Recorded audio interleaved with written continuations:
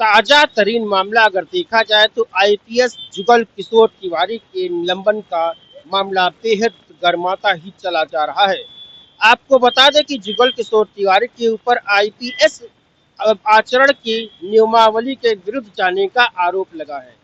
और मिली जानकारी के अनुसार उन पर यह आरोप लगाया गया है कि आईपीएस जुगल किशोर तिवारी बुंदेला ब्राह्मण संगठन अपनी सर्विस के दौरान लगाते हैं, जैसा कि मीडिया रिपोर्ट्स में बताया गया है।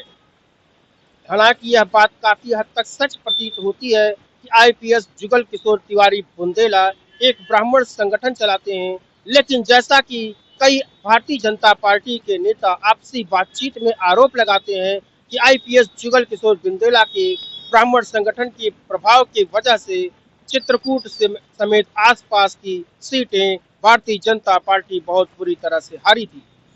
लेकिन अगर ऐसी ही बात होती तो अन्य क्षेत्रों की सीटें भी भारतीय जनता पार्टी नहीं जीत पाई है, उसमें भी ये आरोप लगते।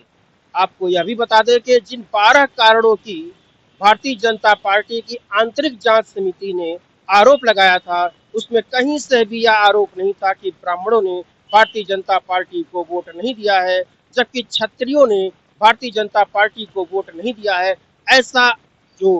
भारतीय जनता पार्टी की आंतरिक समिति ने आरोप लगाया था, उसमें भी बेहद सच्चाई प्रतीत होती है। हालांकि कुछ अन्य आरोप भी लगाए थे, जैसा कि लोगों ने बताया कि भीतरघात का आरोप था, और आपको यह भी बता दें कि अफसरों की निरंकुशता का भी आरोप भारतीय जनता पार्टी के कई विधायकों और सांसदों ने आंतरिक जांच समिति में लगाया था। चलिए बात करते हैं आईपीएस जुगल किशोर तिवारी बुंदेला की। मिली जानकारी के अनुसार उन पर जो आरोप लगाया जा रहा है कि उन्होंने एक ड्राइवर की जो सेवा निवला मिली थी, जिसे कि निलंबित कर दिया गया था, उसे न्यूनतम वेतन में कार्य करने के लिए किया गया था और उसकी छुट्टी को लीव विदाउट पे कर दिया गया था। उस पर एक्शन लेते हुए उन्होंने उसे बहाल करते हुए बाकी सारी जो उसके लाभ थे उसको देने के लिए आदेश पारित कर दिया था। जो मीडिया रिपोर्ट्स और आपस की बातचीत से पता चला है कि जैसा कि कई लोग सोशल मीडिया पर आरोप लगा रहे हैं कि वह तथाकथित ड्राइवर ब्राह्मण जाति का है, ब्राह्मण समुदाय का है, ब्राह्मण वर्ग का है, तो उसमें तनिक भी सच्चाई नहीं है। मिली जानकारी के अनुसार जिस ड्राइवर को जुगल किशोर तिवारी बुंदेला ने बहाल किया है वह दलित समुदाय का है। जी हाँ, वह दलित समुदाय का है, न कि ब्राह्मण समुदाय का है, जैसा कि आरोप सोशल मीडिया प्लेटफॉर्म पर बहुत से लोग लगाते हुए दिखाई दे रहे हैं। आपको यह भी बता दें कि आईपीएस जुगल किशोर तिवारी ने जब जांच की थी तो उन्हें पता चला था कि वह ड्राइवर बीमार था और उसके पास बीमारी से संबंधित सारे कागजात मौजूद थे। सारे तथ्यों को मद्देनजर रखते हुए जुगल किशोर तिवारी ने उस ड्राइवर की सेवाओं को मय लाभ सहित पुनः बहाल किया था।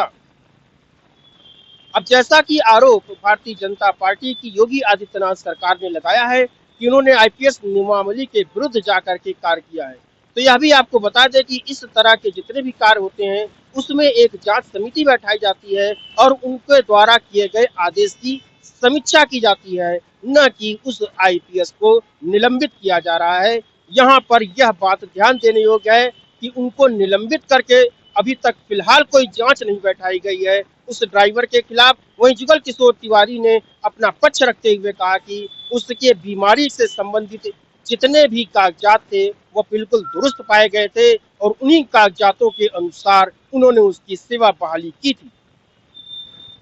अब इस तरह के जो कार्यकलाप दिखाई दे रहे हैं उसमें ब्राह्मण संगठनों, जिसमें विंग कमांडर राकेश ने आरोप लगाया है सीधा सीधा भारतीय जनता पार्टी की योगी आदित्यनाथ सरकार पर कि भारतीय जनता पार्टी की योगी आदित्यनाथ सरकार ब्राह्मण का उत्पीड़न कर रही है। जी हाँ, विंग कमांडर राकेश ने आरोप लगाया है कि भारतीय जनता पार्टी की योगी आदित्यनाथ सरकार ब्राह्मणों का उत्पीड़न कर रही है और पूरी तरह से कार्य न करते हुए केवल एक पक्षी कार्रवाई करते हुए जुगल किशोर तिवारी बुंदेला को निलंबित कर दिया गया है और उन्होंने यह भी सरकार से मांग की है कि उनके निलंबन को तत्काल निरस्त कर दिया जाए। विंग कमांडर राकेश ने यह भी कहा है कि अगर ऐसी बात थी कि ब्राह्मण संगठन उनका इतना मजबूत था कि जुगल किशोर तिवारी के कहने पर वह भारतीय जनता पार्टी को वोट नहीं देता था, तो सरकार को चाहिए था कि जुगल किशोर तिवारी को एक अच्छा पद दे देते और सारे ब्राह्मणों का वोट ले लेते, जैसा कि विंग कमांडर राकेश ने आरोप सीधे सीधे योगी आदित्यनाथ की सरकार पर चढ़ दिया है। कहने का तात्पर्य इतना ही है कि सोशल मीडिया प्लेटफॉर्म और तमाम ऐसे संगठन हैं जो ब्राह्मणों से जुड़े हुए हैं, वह जुगल किशोर तिवारी के निलंबन को वापस लेने के लिए उत्तर प्रदेश की योगी आदित्यनाथ सरकार से मांग कर रहे हैं। और उन्होंने यह भी कहा है कि यदि उनका निलंबन वापस नहीं लेता जाता है तो 2027 के चुनाव में ब्राह्मण समुदाय अपनी ताकत भारतीय जनता पार्टी को दिखा देगा। मैं राकेश इस्फहान, रिलायबल मीडिया से।